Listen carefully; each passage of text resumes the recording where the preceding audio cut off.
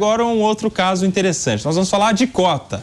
Um aluno autodeclarado pardo perdeu a vaga na Faculdade de Direito da USP, Universidade de São Paulo, depois de ter a sua matrícula cancelada pela comissão que analisa os cotistas. Agora olha só, a USP recebeu 204 recursos de candidatos que tiveram a autodeclaração racial negada neste ano. Deferindo 51 deles, 153 foram negados. A Universidade de São Paulo, por nota, informou que a comissão de heteroidentificação foi criada justamente para evitar e coibir fraudes e garantir a integridade da autodeclaração das pessoas convocadas para a matrícula que entraram pelas cotas. Como a análise é estritamente fenotípica ou fenótipica, a banca não faz nenhum tipo de pergunta sobre a vida dos candidatos. O que conta mesmo é a cor da pele, os cabelos e a forma da boca e do nariz. O conselho é a última instância sobre todos os casos. Este caso inicial que a gente está repercutindo, imagine só, o cara faz o vestibular, ele se declara pardo, ele vê lá o resultado com a aprovação, portanto, já comemora com a família.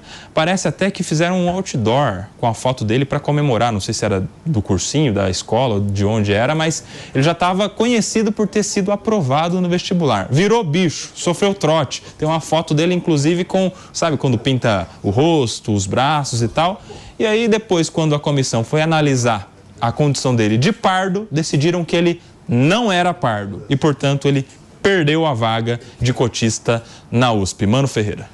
Muito triste, em primeiro lugar, pela vida dele, né? Pelo sonho que está sendo frustrado de alguém que passou no vestibular, que teve todo esse ritual de iniciação na universidade, como você estava descrevendo, Cuba, e que, infelizmente, teve os seus sonhos cortados por uma comissão que é difícil descrever o trabalho dessa comissão sem dizer que se trata de um tribunal racial, né? Porque, no fim das contas, são pessoas que estão ali para julgar o pertencimento do candidato a uma etnia, o que é algo que me causa um estranhamento muito grande.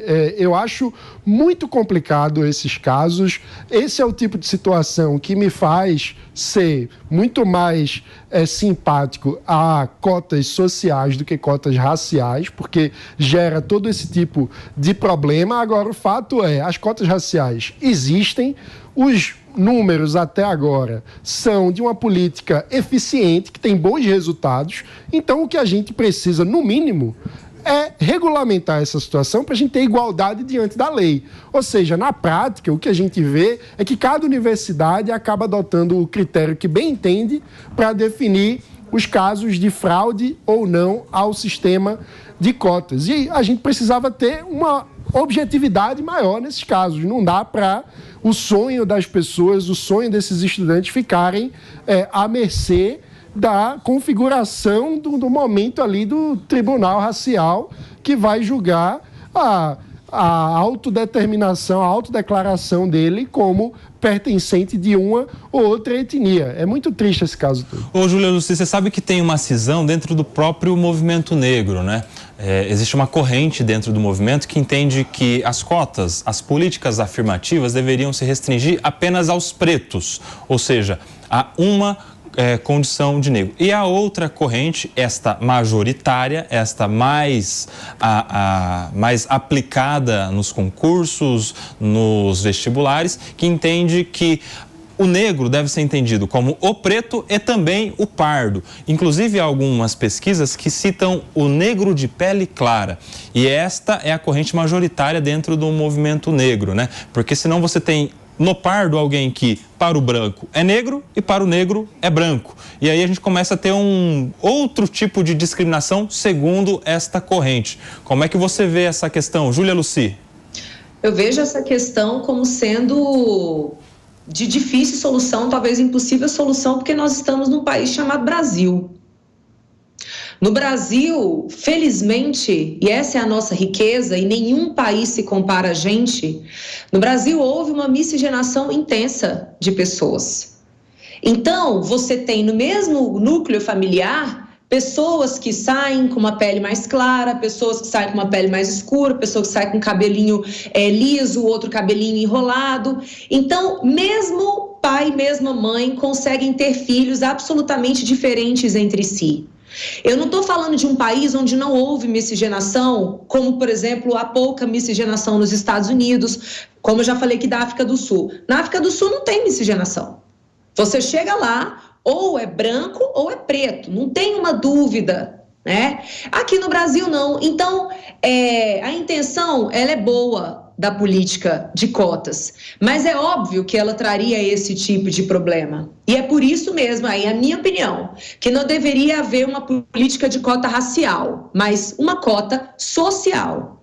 Porque se a intenção é dar uma ajuda para que pessoas consigam chegar na Universidade Federal, então que essa ajuda seja dada para todas as pessoas mais pobres que não tiveram acesso a um ensino superior, a um ensino médio, a um ensino fundamental de qualidade.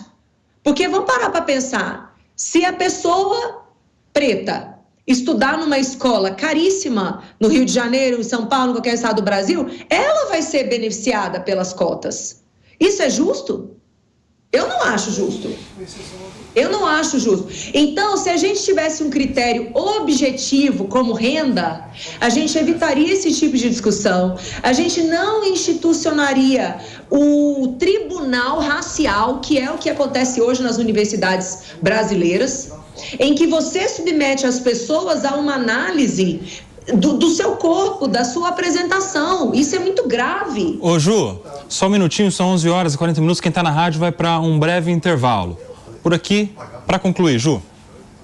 Então, para concluir, eu acho que esse episódio lamentável, e eu espero que esse aluno seja indenizado pelo vexame que ele foi submetido, tá? Então, esse episódio é mais um que acontece e eu acho que sinaliza a necessidade da revisão desse modelo. E se tiver que fazer um modelo de cotas, que seja cota social por renda. Ô Palumbo, mas daí como que seria? Seria só na autodeclaração? Você acha que seria o suficiente? O cara se declarou, logo é? Não, tem que ter ou alguém julga? Como é que funciona? Eu concordo com a Júlia, eu sou contra essa cota racial. Porque você pega lá um branco ou um loiro de olho azul que mora numa comunidade, que viveu em extrema pobreza, com dificuldade. Por que ele não vai ter esse direito também? Isso é muito injusto.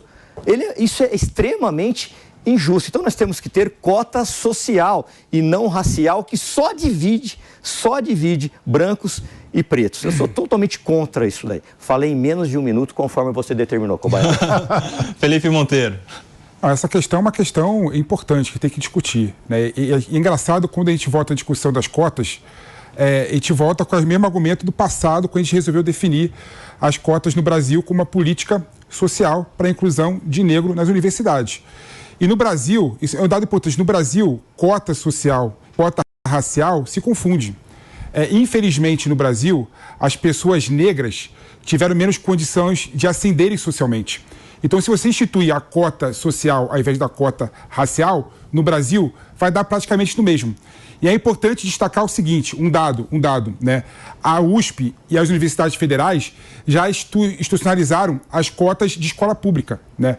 As pessoas que vão para a escola pública concorrem a 50% da vaga. E dentro desse 50%, tem uma cota para negros e pardos participarem do processo. Então, o que me chama a atenção nesse caso, Koba, só para finalizar, é que a pessoa que passou em medicina claramente é um pardo, né?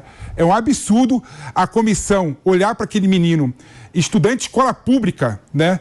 E não conseguir dar a ele o direito de se matricular, de se ascender socialmente, né? É um absurdo mesmo, eu não tenho o que falar.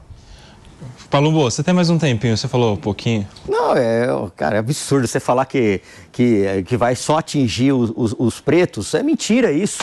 Vai numa comunidade. Você precisa ir numa comunidade, sair dessa bolha. Você precisa ler o censo. Você precisa ir. Ler o censo. Você precisa ir pra prática. Ler o censo. Vai pra prática. Ler o censo. Vai pra prática. Vai pra prática. Ler o censo. Retórica barata.